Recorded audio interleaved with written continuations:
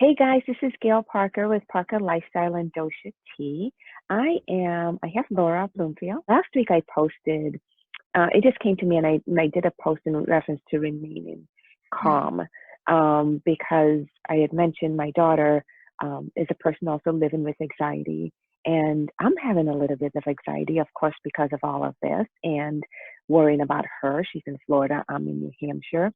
And just in general, I think we're all having some anxiety, some frustration, even some depression because we're having the social distancing. So, how do we deal and how do we cope with it all? So, the one thing I talked about is being mindful and being calm and remaining calm. And that's sometimes that's easier said than done. So, how do we do that? So, I thought to invite some of my community in, other than always hearing it from me, that maybe some of my community can share some of the things that they're going through and some of the things that they're practicing.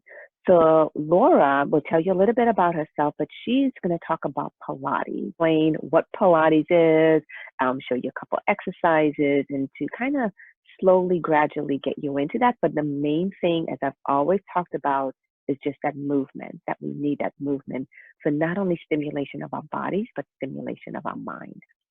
So with that being said, Laura, can you tell our community a little bit about yourself and what brought you to Pilates?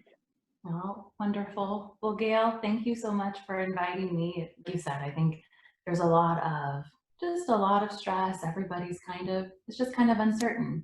So kind of utilizing the community with the different tools we have and mine being Pilates and movement, which I found to be very helpful right now. You don't have to go to a studio. You can do kind of some of the moves at home. Um, which brings me to, so this is my part of my studio here. I have a home studio here in Orange County, but there's a lot of things you can do from home. Doesn't require equipment or apparatus, although that is a big part of Pilates. But there's things you can do at home to keep moving, keep the energy going, and the endorphins high. Yeah. And I imagine that even for you, Laura, I mean, outside of just everything else, I mean, people now have their kids at home and homeschooling, but you're bringing a brand new baby into this world and also still having to deal with this and protect him from all the germs and everything else that's out there. So I can't Yeah. fathom like the stress that you may be feeling right now. Exactly. And it is like having this is our first child. So it's all this new Oh, good. emotion as a mother that I think is natural anyways, but Mm-hmm. kind of during this time, it's just interesting. Like I didn't realize as a new mom, kind of that protectiveness that you have over your baby. And it's so funny. And all the hormones. So keep in mind, I'm only 6 weeks out. So I feel like I cry easily when I think of my son. And but it's definitely like you want to protect this little life that you created. And um, yeah, everybody. Let's jump into it and tell people a little bit about Pilates and what's the difference between yoga and Pilates. Very good question. So both of them complement each other wonderfully. I often do trades with yoga instructors just because I find Pilates and yoga to be a nice yin yang.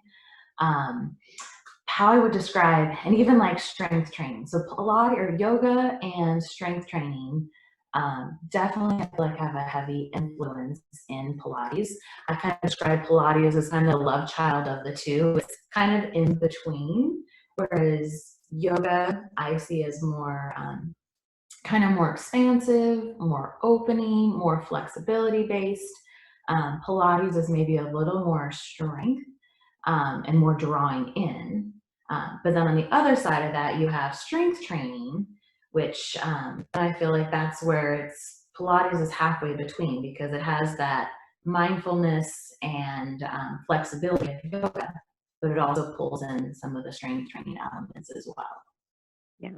And I think, Pilates is a nice, like you said, it's a yin and a yang, right? But it's a nice balance that even if you're doing strength training, if you're doing cardio, that you bring that into your practice if you're doing those other things. Yeah. And at the same time, if you want to do just Pilates and practice Pilates, you can still do that and still, like you said, get the strength training from it, get the flexibility, and you're getting the mindfulness. Exactly. Yeah. Yes. I think too many times people think there's a misconception out there that you have to get your, do like very intense workout in order to be beneficial. And I think that's a huge misconception that people have, that you don't have to do that in order to get the benefits of exercise per se or working out. In the movement. And I even found for myself, like here I am a Pilates instructor, but through my pregnancy, um, like I actually trained very gently, kind of listening to my body, which I feel like is a key component to any types of movement is listen to your body and yeah, rest when you need to rest, but also push when you need to push. And there's really a time for both. Um, Mindfulness component. And with Pilates, there's really this just this emphasis on the technique, on the form, kind of to really kind of be present for the movement that you're doing at that time. Don't jump ahead to, oh, I've got to push through 10 repetitions.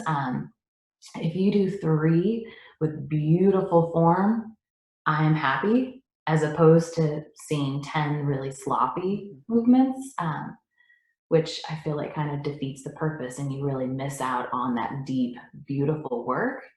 And then when you work with really good form, you get that deep shake going in the body because you are working so hard. So that's kind of that mindfulness component that I love. Like focus on the move you're doing at that moment. Yeah, and Mhm. I think that's huge. And just as you said, in terms of mindfulness, and I think there's some research around that.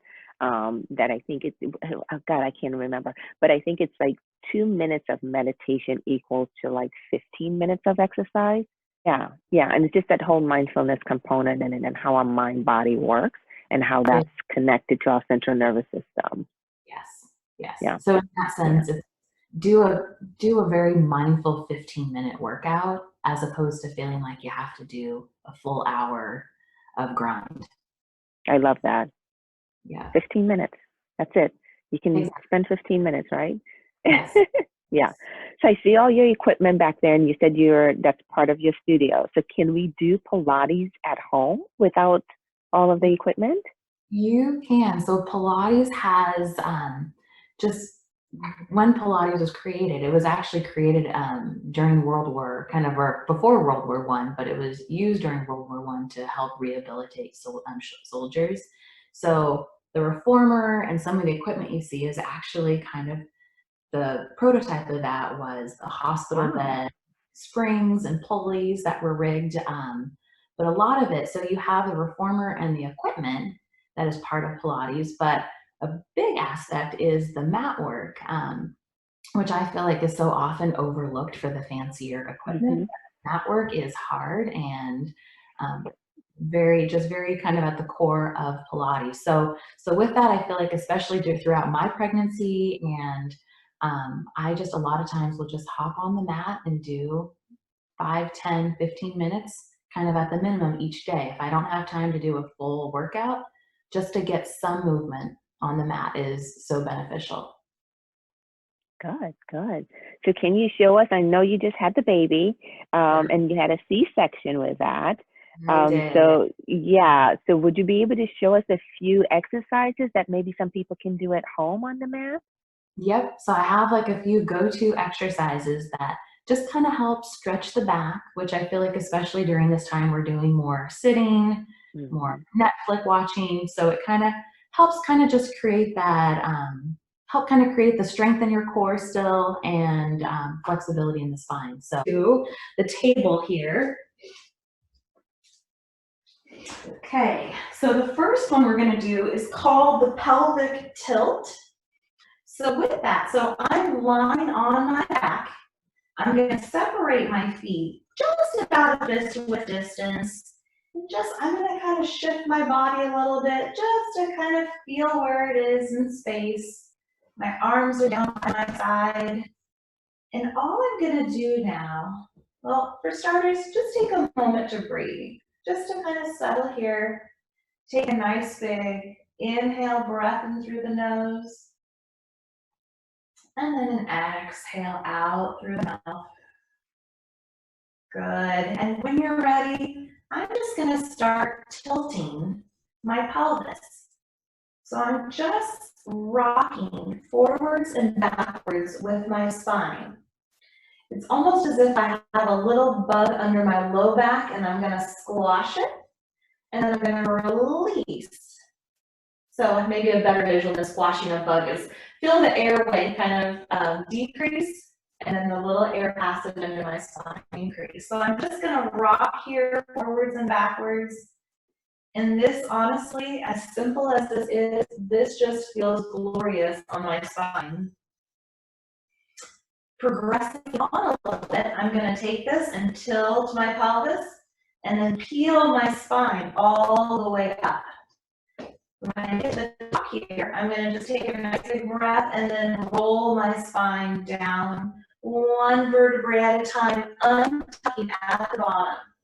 And then again, I'm going to tuck my pelvis, roll my spine up, peeling up one vertebrae at a time, hold, and then roll back down.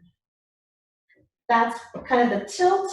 The pelvic curl are two options. If you want to get a little fancier, you can take one leg up and do the exact same movement. That will make it a little harder. But moving on from there, I'm going to float my arms up to the sky and then stretch them out to the sides. It actually makes for a nice stretch across the shoulders. I've zipped my knees together, the sides of my feet. And then now I'm just going to rock my knees to one side and then take them up and then rock them over to the other side. Good. And again, up and over and then up and over. And notice I'm keeping the sides of my feet together so the soles of my feet will come up off of the mat as I go. And if you want to make it a little harder, you take your legs up to tabletop and then you do the exact same thing side. I'm going to keep the range conservative just because of my C-section and then over to the other side. And then now we're going to do a little bit of strength in the core. So my feet are back, fist width distance. I'm going to interlace my hands behind my head, taking a nice big inhale breath.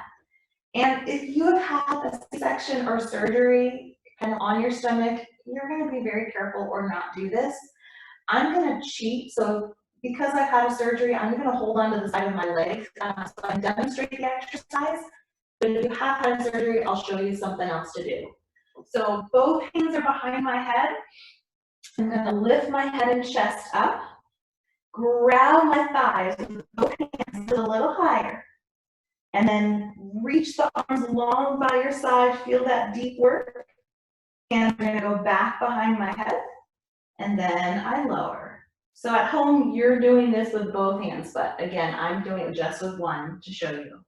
So I'm going to curl up, grab my thighs, drop a little higher, reach the arms, and then place the hands back behind my head, lowering down. So one option, and then the other, which is what I'm doing right now. So I have both hands under my shoulders, knees under the hips, and I'm going to reach one arm forward towards the window here.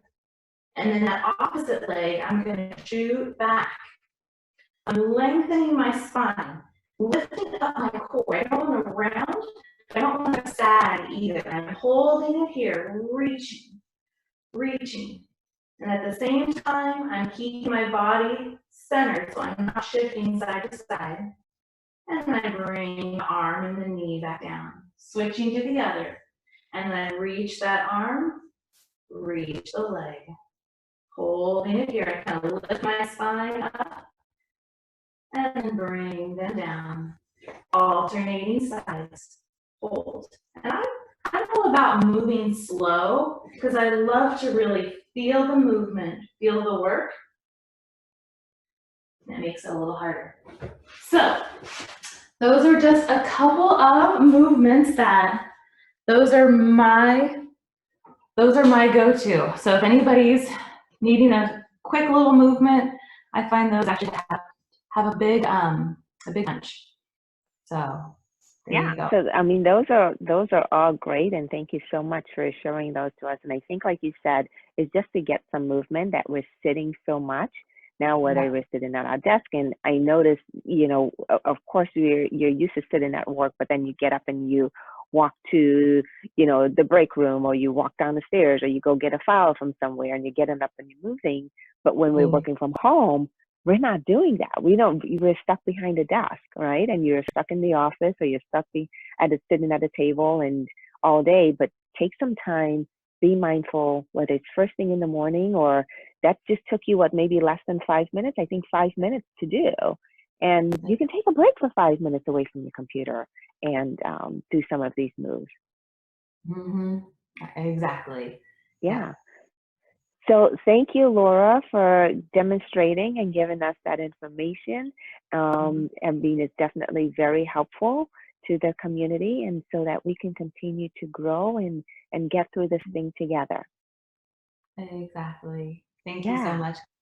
Appreciate it. absolutely. So we will continue on. I'm going to call this, I see you have your tea, I have my tea. So I think we're going to call it tea time. I love it. Yes. And which is great. And cheers. Cheers for your tea. So thank you so much. And thank you for being an important part of our community. We'll chat Thank you. with you soon, Laura. All Okay. right.